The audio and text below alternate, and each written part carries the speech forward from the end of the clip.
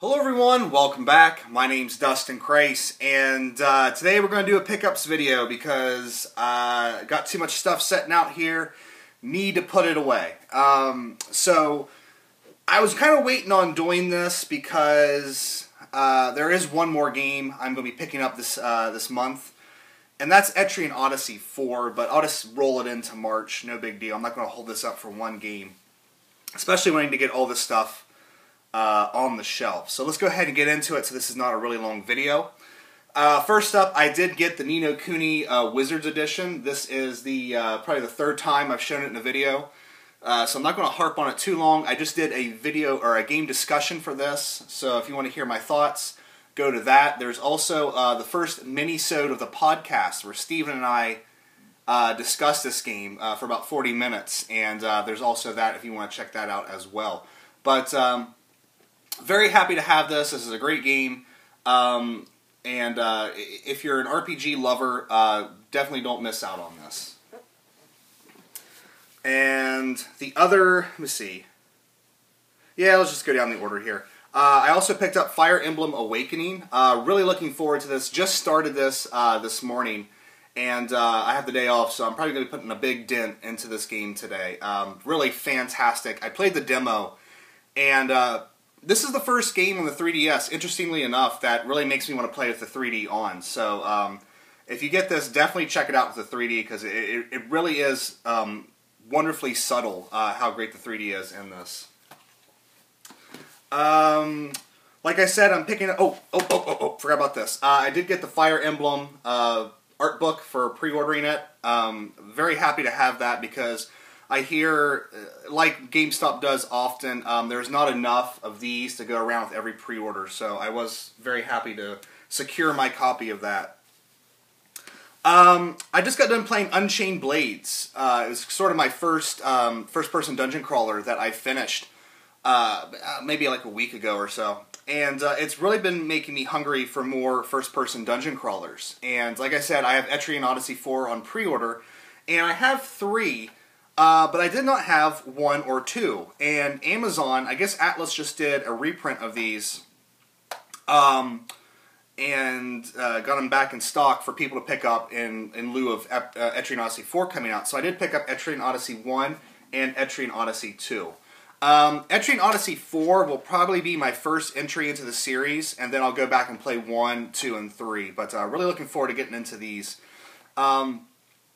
Sort of the big thing about these is you actually have to draw your own map, and for some reason that just seems really fascinating to me. I'm sure once I get to the gameplay it's going to get a little tedious, but for right now I'm really looking forward to playing these, so I picked these up.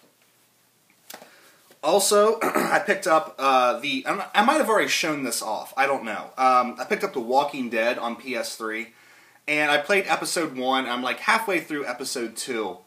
And while I really am enjoying this game and the story, there's just something about the graphic frame rate with these physical releases that I'm just really pissed off about, because it really draws you out of the game.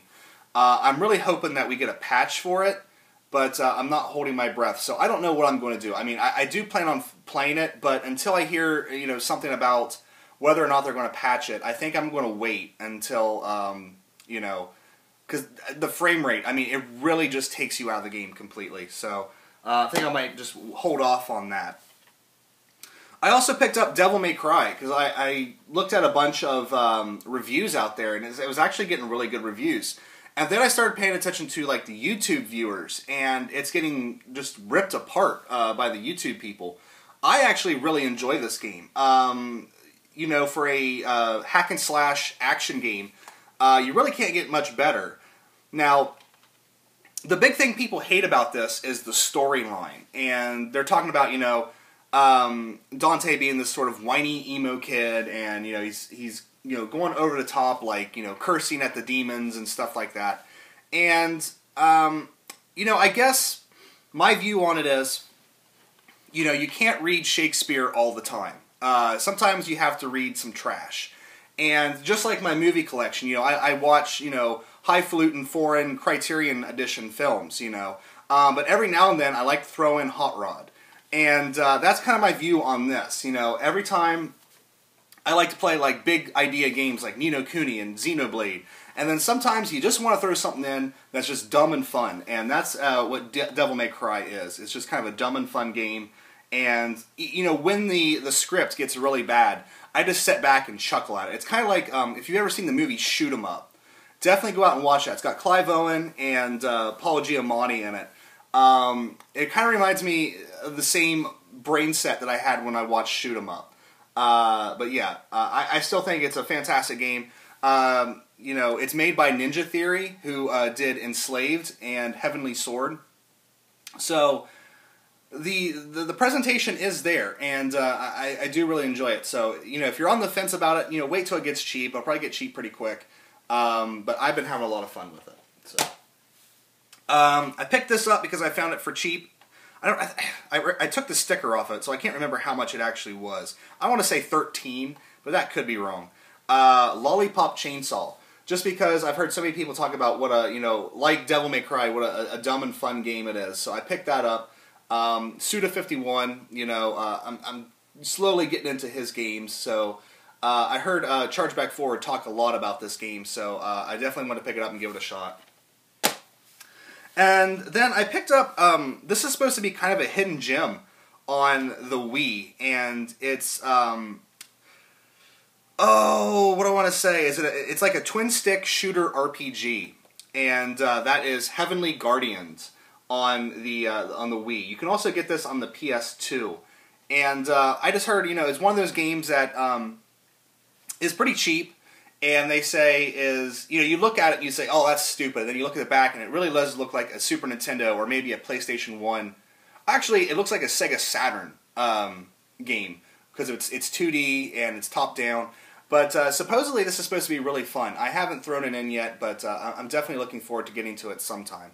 So I think this was like $8 or something like that, so I had to pick it up. Just because a lot of people said it's kind of a hidden gem on the Wii. And then, oh shit, where was I at when I got this? Oh, Meijer. I just went into Meijer to buy toilet paper. You gotta have toilet paper. And I just went through the game section, and they had marked down a lot of games, and a lot of it is, you know, crap that you wouldn't want or stuff that I already have. But one game that I did not have was Halo Wars, and I'm not really an RTS person, but it's something that I kind of want to get into. And I think this would be, I've heard a lot of people say this is actually a pretty good RTS. You know, it's not StarCraft 2, I know that, but, you know, I don't think my PC could run StarCraft 2. But it's just something to kind of get me into dip my toes into the genre. But I got this for like $12, brand new, and I don't care that it's a Platinum Hits. I actually really like the Xbox 360 Platinum Hits cases. I like that gray. I don't know why. Maybe because I think the green is just so garish. I don't know, but the gray I think is quite handsome. So I picked that up. And that is it for games. Now, there is some more game-related stuff. Actually, I'll just throw it in with the game-related stuff.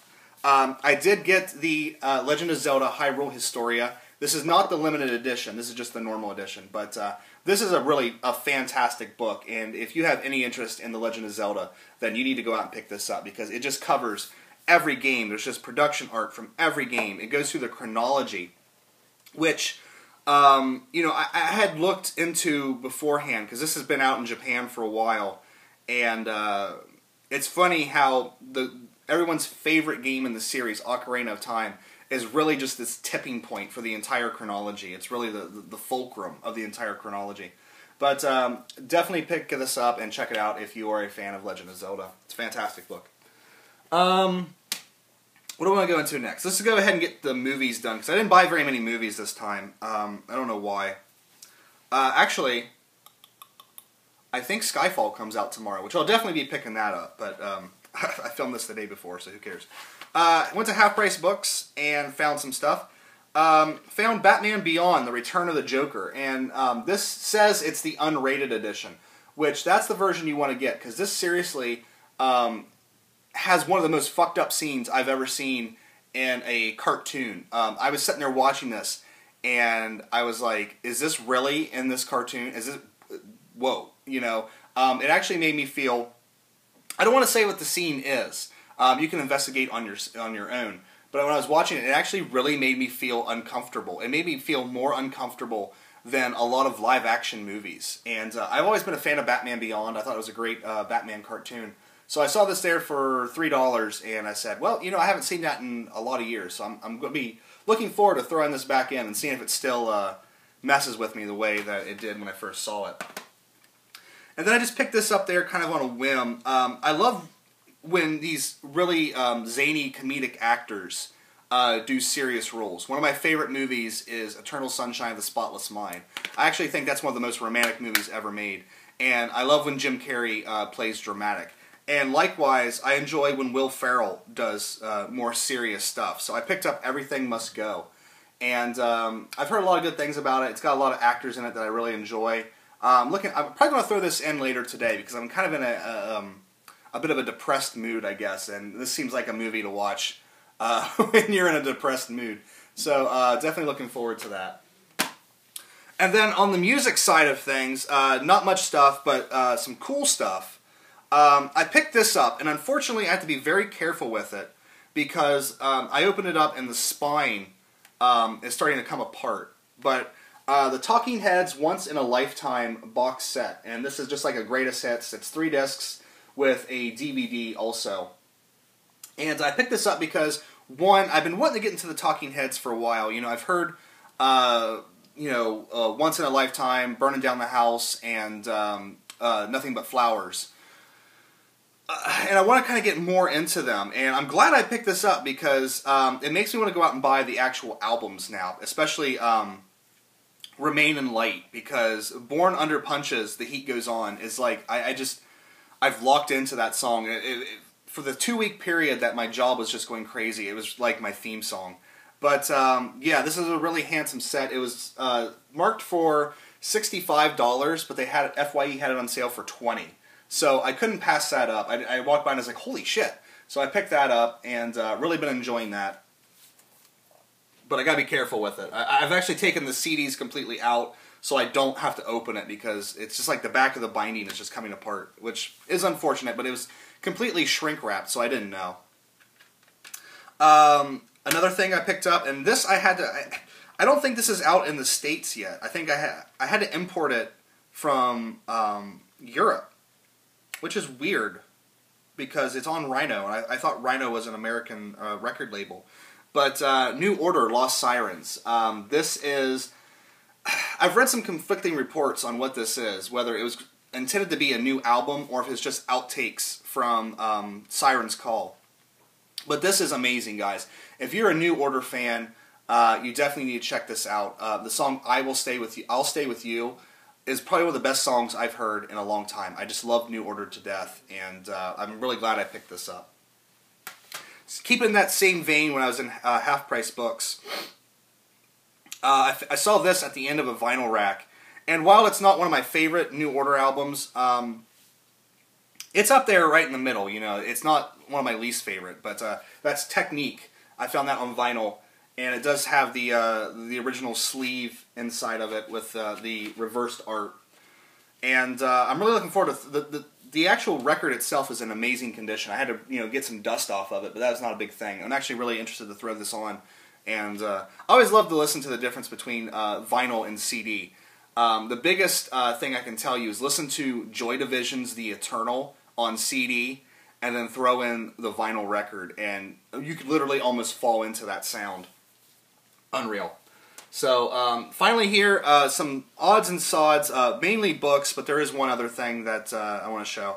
I picked up Snow Crash by Neil Stephenson, and this was recommended by Metal Jesus Rocks on the All Gen Gamers podcast.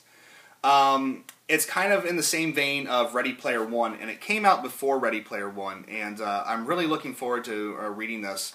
Don't know when I'll get to it, but I feel like I'm going to get to this sooner than later, because for some reason I really want to read this. So, and then while I was at Half Price Books, I found something to sort of satiate my new obsession, and that is Doctor Who. Found the TARDIS Traveler for $7, and this just kind of goes through all the different Doctors, and it's like the TARDIS itself. It is bigger on the inside because it all folds out into this huge poster. So you can, like right there's a good picture of what it looks like. But very nice thing.